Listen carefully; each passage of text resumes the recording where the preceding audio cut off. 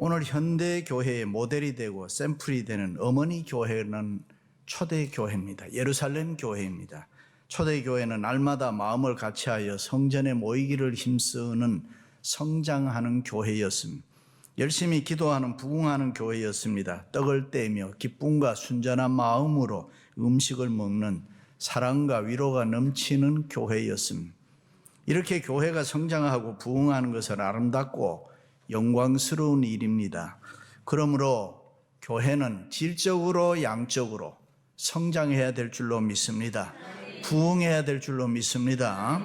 우리 교회도 창립 때부터 지금까지 기도 제목이 이민교회의 모델이 되자, 이민교회의 샘플이 되자, 사도행전적 초대교회처럼 되자라고 외치면서 오늘까지 오고 있습니다. 할렐루야. 지금도 하나님께서 사랑과 관심을 가장 많이 가지고 계신 곳이 이 로컬 처치, 교회인 것입니다. 교회는 주님이 십자가에서 피 흘려 사신 주님의 몸된 생명의 공동체인 것입니다. 교회는 생명의 공동체이기 때문에 자라나면서 부흥하면서 성장과 부흥하면서 필연적으로 여러 가지 고통과 어려운 문제들이 생겨날 수가 있습니다. 그럴 때 교회가 그것을 잘 극복하면 하지 못하면은 교회는 심각한 상처를 받게 되는 것입니다. 그러나 그것을 지혜롭게 잘 극복하면 더 좋은 교회, 하나님께 사랑받는 교회가 되는 것입니다. 믿습니까? 오늘날 교회 안에는 목사도 있고 장로, 권사, 집사, 평신도 등 교회 다니는 사람에게 다양한 호칭들, 명칭들이 많이 있습니다. 초대교회는 그렇다면 어떻게 했을까요? 초대교회 안에는 예수 믿는 사람들의 명칭을 살펴보면 세 가지밖에 없습니다. 사도, 제자들, 그리고 무리들이라. 직분을 초월해서 보면은 그때나 지금이나 신자, 성도, 제자, 그리스도인들이 있습니다. 초대교회 당시에 특별히 폴라인 에피슬, 우리 바울 서신을 보면은 성도라는 말이 제일 많이 나옵니다. 그러나 교회 시작과 더불어 초대교회 역사가 기록된 사도행전에서는 이 성도라는 말이 처음엔 나오지를 않습니다. 사도행전 중반부에서부터 성도라는 말이 나오고 사도행전 초반에는 시작될 때는 제자라는 말이 많이 나옵니다. 그렇다면 교회가 시작될 초대교회에서는 이 제자라는 말을 가장 많이 사용한 것 같습니다. 제자는 뭡니까? 제자는 학생과는 다릅니다. 선생님으로부터 어떤 특정한 지식을 배운다는 것은 제자와 학생은 같은 의미일 수 있습니다. 그러나 초대교회에서 사용했던 제자의 뜻과 오늘날 사용하는 제자와 학생의 뜻은 완전히 다른 것입니다. 제자는 학교 시간에서만 배우는 것이 아니라 선생님과 함께 먹고 마시며 동고동락하면서 배우는 사람을 제자라. 선생님과 함께 살면서 선생님의 삶을 직접 보고 듣고 배우고 따르고 마침내 그 선생님을 닮아가는 사람을 제자입니다. 다시 말해서 제자는 단순한 지식만이 아니라 생활로 배우는 사람입니다. 그때 제자들은 주님을 위해서 목숨을 건 사람들입니다. 할렐루야. 복음서를 보면은 예수님이 기적과 이적을 행하고 좋은 말씀을 가르치니까 주변에는 언제나 많은 사람들이 몰려다녔습니다. 자연히 초대교회 안에는 제자들과 무리들이 함께 교회를 섬겼습니다.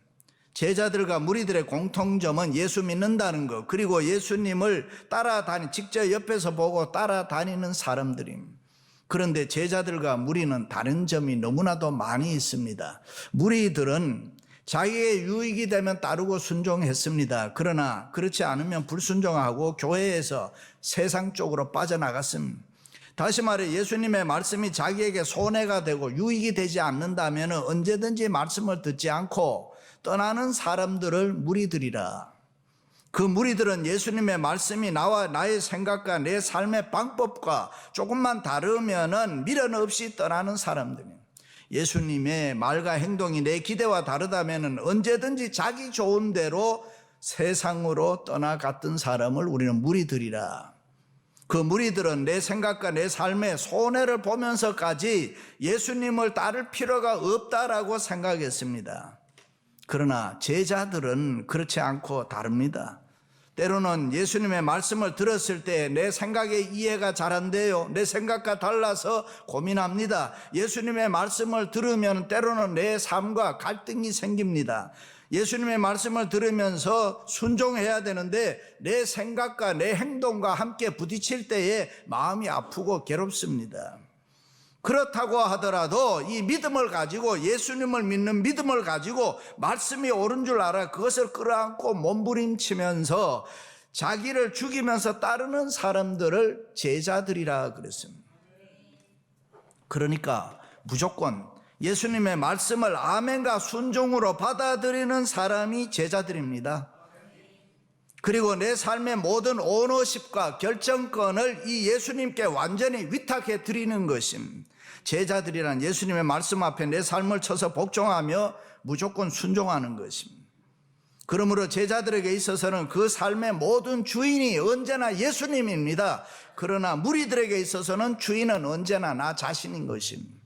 그런데 안타까운 것은 오늘날 교회의 모습을 보면은 예수님이 중심이 아니라 우리들일 때가 많이 있습니다. 예수님의 말씀이 교회를 통치하는 신본주의가 아니라 사람들이 교회를 지배하는 인본주의가 되었습니다. 그러다 보니까 교회의 모든 것이, 교회의 모든 스탠다드 표준이 사람 중심이고 세상적이 됐습니다.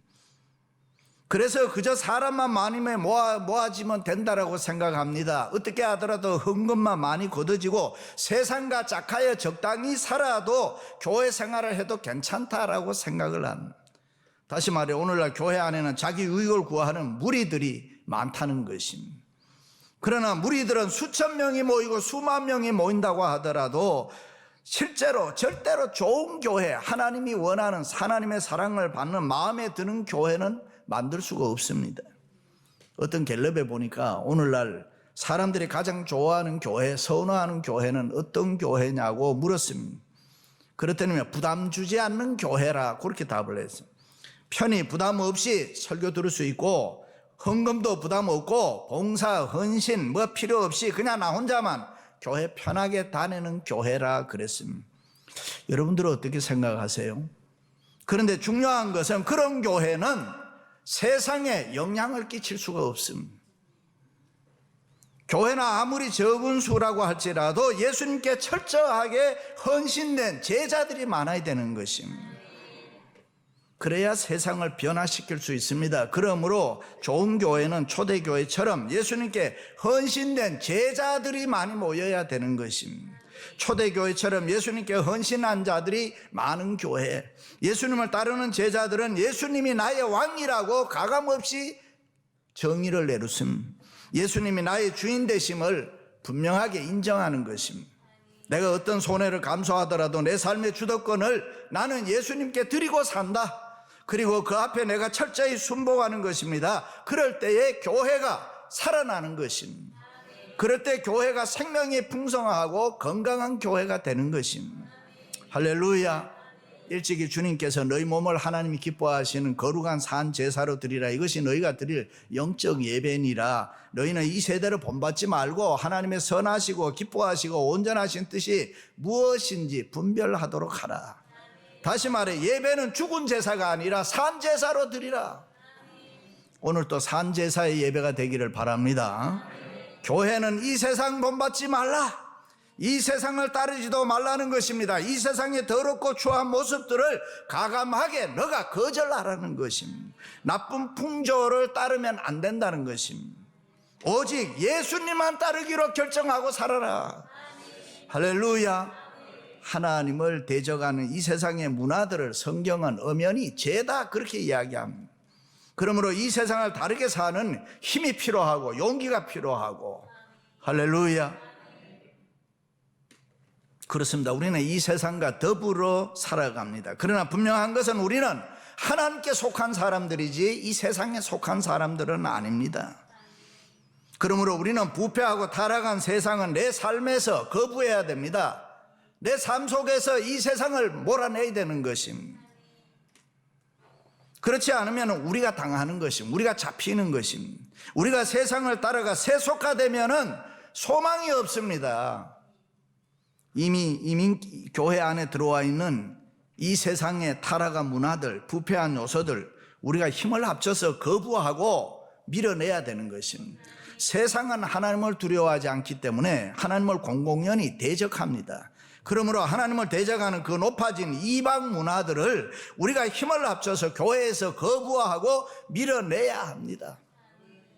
우리 모두 함께 거룩과 경건의 힘으로 단호히 물리쳐야 되는 것입니다. 좋아해서도 안 되는 것입니다. 그래야 우리는 주님이 다스리는 이 복음화를 이룰 수 있는 것입니다. 우리는 비록 이 세상에 살지만 이 세상에 속한 자들 아닙니다. 그러므로 우리는 절대로 망하지 않습니다. 상상을 초월하는 분명한 축복이 우리에게 있습니다. 우리는 그것을 누리면서 살아야 되는 것입니다. 할렐루야. 초대교회 보면은 예수님을 따르며 때로는 생명의 위협에 처하면서도 말씀을 지킨 자들이 많이 있습니다. 베드로, 요한, 바울, 빌립, 스데반 등 참으로 많이 있습니다. 그들은 장로도 아니고 요즘 말로 하면 권사도 아니고 목사도 아닙니다. 쉬운 말로 하면 그냥 성도들입니다. 그러나 그들이 교회에 미친 영향은 2000년이 지나도록 오늘까지 상상을 초월합니다. 스데반의 죽음으로 초대교회 지각 변동이 일어났습니다. 교회 역사가 바뀌었습니다. 교회 이미지가 달라지면서 이방의 최초의 교회를 세우게 되는 것입니다. 그런데 사도행전을 계속해서 보면 초대교회의 사도와 성도들은 핍박을 많이 받았습니다. 때로는 수치를 당하고 때로는 얻어맞고 옥에 갇히기도 했습니다. 그럴 때마다 저들은 오직 믿음으로 하나님의 능력의 도우심을 구하면서 살았습니다. 하나님의 은혜를 구했습니다. 예수 믿는 믿음으로 함께 똘똘 뭉쳐서 고난을 이겨나갔습니다. 그들은 한마음 한뜻이었습니다. 할렐루야. 예수님의 이름을 높이고 서로 사랑하고 격려하고 위로하는 그런 좋은 교회였습니다. 그런데 이번에는 사탄이 새로운 술책을 씁니다. 그것은 외부로부터 오는 핍박이 아니라 환난이 아니라 내부에서 일어나는 원망과 불평인 것입니다. 그때 제자가 더 많아졌는데 헬라파 유대인들이 자기의 과부들이 매일의 구제에 빠짐으로 히브리파 사람들을 원망하니, 성도가 많아지고 교회가 부흥하는 것은 분명 아름답고 좋은 일이라고 했습니다. 그때에 원망과 불평이 생겼다는 것은 안타까운 일입니다. 초대교회 안에 교인이 늘어나면서 사랑에 관심에서 멀어지는 소외계층이 생겼다, 그 말입니다. 그것은 다름이 아니라 헬라파 유대인들이 자기의 가부들이 구제 대상에서 빠짐으로 히브리파 사람들, 유대인들을 원망하고 불평했다. 보통 주이시들을 하면은 훌륭한 점이 참 많습니다. 도네이션 하면 주이시들을 따라갈 수가 없죠. 우리가 하는 레가시도 주이시들이 시작한 거예요. 특별히 그들은 가난한 이웃에 대한 이 구제 운동을 잘합니다. 그래서 그 당시 유대교로부터 내려오는 구제를 위해 두 가지 아름다운 행사가 있었는데 그 하나가 쿠파라는 구제 운동이고 하나는 탐무이라는 이 구제 사업입니다. 그런데 지금 초대교회가 유대교 회당을 빌려서 예배를 드리면서 유대교의 아름다운 그 구제 간섭을 그대로 아마 계승했던 것 같습니다. 그리고 구제는 성경이 가르치는 중요한 교훈이므로 초대교회에도 착실하게 아마 이것을 순종했던 것 같습니다. 그런데 그만 그 분배 과정에서 원망이 일어나고 불평이 일어나고 시비가 붙었습니다. 그 당시에 초대교회 출석하는 교우들은 100%가 다 유대인들입니다. 이방인 하나도 없습니다. 그런데 교인들을 크게 나누면 두 부류의 사람으로 나눌 수가 있었다. 한 그룹은 나면서부터 한 번도 유대 땅을 떠나본 적이 없는 유대인들입니다. 아람어를 사용하는 소위 토박이들인데 그들을 히브리파 유대인들이라 그렇게 불렀습니다. 다른 한 그룹은 유대 땅을 떠나서 이민자인 우리들처럼 이국 땅에서 살다가 디아스포라로 살다가 그 당시 세계 문화를 주도한 로마 문화에 익숙한 사람들입니다. 이들은 자기 모국어도 잘 할 줄을 서툴고 그 당시 세계 공통어인 코인의 그릭, 헬라어를 사용하는, 요즘으로 말하면 세계 공통어인 영어를 사용했다, 그 말입니다. 그들을 헬라파 유대인들이라 그렇게 불렀습니다. 그들은 외국에 살다가 유월절이라든가 오순절이라든가 어떤 명절을 지키려 예루살렘에 왔다가 복음을 듣고 그리스도 안에서 그리스도인이 되어서 그냥 예루살렘에 주저앉아서 함께 살면서 예배를 드린 사람, 그러니까 완고하고 전통주의적이고 보수적인 토박이 유대인들이, 히브리파 유대인들이 보았을 때는 외국에 나가서 이방 문화에 길들여져 있고 그렇게 살아온 사람들에 대해서 좋지 않는 생각을 할 수도 있었겠습니다. 우리는 그렇게 생각을 합니다. 다시 말해서 한 예수 그리스도를 믿고 한 교회 한 믿음의 공동체가 되었음에도 불구하고 그들 사이에는 약간의 갈등이 있었다 그 말입니다. 그것이 구제 분배 과정에서 나타난 것입니다. 우리는 사실은 성경을 보아서는 사실 여부를 잘 알지는 못합니다. 그러나 분명한 것은 이후에 어찌됐건 초대교회의 시험은 아주 시시한 데서 발달됐다는 것입니다. 그렇습니다. 믿음 좋은 사람이 따로 없습니다. 믿음의 세계에서 세상적으로 넘어가는 건 아주 순간적입니다. 우리가 신앙생활 성령 충만해서 아멘 아멘 하다가 갑자기 인간적으로 기울어져서 섭섭하다고 하고 시험 들고 넘어지는 건 아주 쉽다 그 말입니다. 그렇습니다. 사랑과 은혜가 충만한 초대교회 안에서 누가 더 대접을 받느냐 아니면 그렇지 못하느냐, 그게 뭐 그렇게 중요했겠습니까? 누가 조금 덜 먹으면 어떻고 또 조금 더 먹으면 어땠냐, 그런 은혜로운 교회인데. 근데 지금까지 초대교회는 수많은 환난과 밖으로부터 핍박과 여러 가지 어려운 상황 가운데서도 아름답게 성장하고 부흥하고 서로 손에 손을 잡고 살아나가는 그런 아름다운 교회 아닙니까? 그런데 어처구니 없이 원망과 불평이 일어났습니다. 이민교회도 따지고 보면은 교회에서 누가 좀 더 많은 주도권을 가지고 가느냐, 그런 사소한 욕심 때문에, 인간적인 욕심 때문에 시험 들 때가 많이 있습니다. 그렇습니다. 우리가 섬기는 교회는 예수님의 몸입니다. 예수님이 피 흘려 사신 공동체인 것입니다. 그러므로 교회의 주인은 주님이십니다. 교회의 오너십과 통치권은 주님이 잡고 계시는 것입니다. 이것을 우리가 신앙생활하면서 잠시라도 잊으면 안 되는 것입니다. 옛날 교인이면 어떻고 새로 지금 막 나온 교인이면 어떻습니까? 사람이 모여 사는 곳에 어떻게 원망과 불평이 없겠습니까? 어디 완전한 지상의 교회가 있겠습니까? 세계 교회 모델이 되고 샘플이 되는 초대교회에서 이런 어처구니 없는 일이 일어났다면은 오늘 말 많은 이런 이민교회를 섬기는 우리들의 마음에 왜 원망이 없고 불평이 없겠습니까? 그러므로 문제는 내가 원망에 불평에 휘말리느냐 아니면 신앙으로 지혜로 사랑으로 그것을 내가 잘 극복해 나가느냐. 왜냐하면 일찍이 바울은 모든 일을 원망과 시비 없이 하라 그렇게 말씀했습니다. 할렐루야. 그럼 초대교회는 문제가 있을 때 어떻게 해결했습니까? 신앙의 프라이오리티, 우선순위를 찾았습니다. 그것이 뭐냐 하면은 사도들이 그 해결 방법을 제시합니다. 그 해결 방법은 일꾼을 뽑아서 그들에게 권한을 위임해서 전적으로 구제 담당하는 일을 하게 하자. 이 사건이 왜 중요하나 하면은 지금까지 초대교회는 조직이 없습니다. 우리말로 하면 미조직 교회인 것입니다. 그 당시 초대교회 리더는 오직 사도들밖에 없었습니다. 다른 사역자, 다른 직분자, 다른 봉사자는 전혀 없습니다. 모든 것을 다 사도들이 결정을 했습니다. 그러나 이제는 너무 많은 사람들이 몰려오니까 사도들만이 할 수가 없었습니다. 그래서 이 본문이 중요한 이유는 초대교회가 세워진 이후에 처음으로 사역 권한이 일꾼들을 세워서 위임되는 것을 나타내 보여주기 때문입니다. 사도 이외의 봉사사역을 위해서 최초 봉사자가 세워지는 것입니다. 드디어 일꾼들을 뽑기로 결정합니다. 그런데 우리는 일반적으로 오늘 말씀을 보면 집사라고 이야기합니다. 집사를 의미하는 디콘이라는 단어가 디아코니아라는 이 구제라는 의미하는 단어에서 왔기 때문에 이 7명을 그냥 7명을 일곱 집사다 이렇게 이야기합니다. 그러나 그 당시에 집사는 오늘날의 집사와는 전혀 미닝이 다릅니다. 처음으로 사도의 권한과 사역의 일부분을 이 7명에게 맡겼습니다. 그러므로 이 단어를 단순히 집사로 번역하는 것보다는 직분자, 봉사자, 사역자 이렇게 번역하는 것이 훨씬 낫습니다. 왜냐하면 스데반과 빌립이 그 다음 장에 가면 말씀을 증거한단 말이죠. 말씀을 변론한단 말이죠. 구제만 하는 것이 아니라 복음 증거도 함께 감당하고 있기 때문에 그냥 평범한 집사가 아니라 사역자, 봉사자, 직분자로 이야기하는 것입니다. 오늘날 사도들이 이 일꾼들을 뽑기 위해서 교회 앞에 제시를 합니다. 조건을 제시합니다. 이게 뭐냐 하면은 먼저 성령이 충만해야 된다고 합니다. 보통 우리는 일만 잘하면 되지 않느냐, 똑똑하기만 하면 되지 않느냐, 뭐 힘만 있으면 되지 않느냐 그렇게 생각하는데 초대교회는 일꾼을 뽑을 때에 가장 먼저 중요하게 본 것이 성령 충만이에요.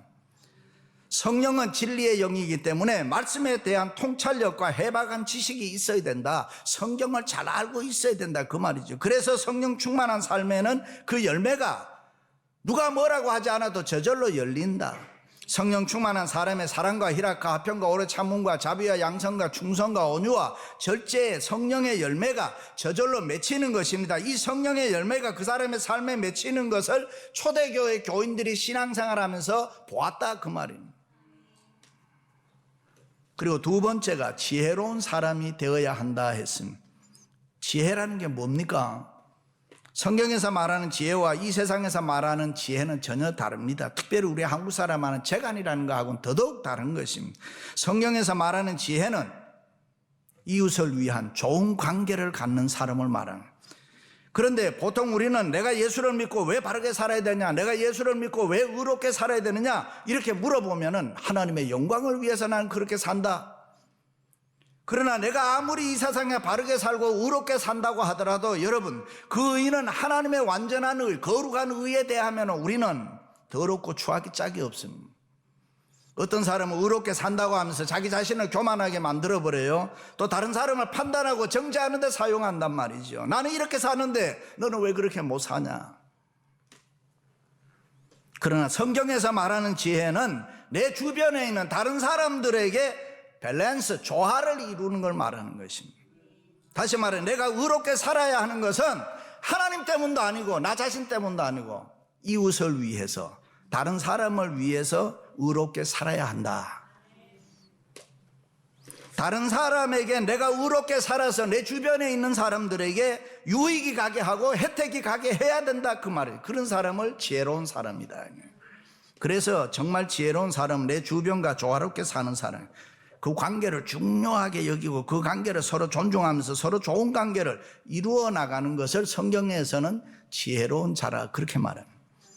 초대교회는 일꾼을 세울 때 이 점을 중요하게 여겼다. 그래서 사람들에게 어떻게 돼요? 성령이 충만하고 지혜로운 사람이 칭찬을 받더라. 할렐루야. 그렇습니다. 우리는 제자 같은 성도가 돼야 합니다. 우리는 예수 그리스도로 말미암아 구속받은 하나님의 자녀들입니다. 예수님 한 분만으로 만족하며 이 세상을 살아가기로 작정한 사람들입니다. 우리의 삶 속에 하나님의 왕국이 이루어진 자들입니다. 사랑하는 성도 여러분, 초대교회 일꾼들은 그냥 무리들이 아니라 제자들이었습니다. 우리도 성령이 충만하고 지혜가 충만하고 칭찬받는 일꾼들이 되시기를 주님의 이름으로 축원합니다.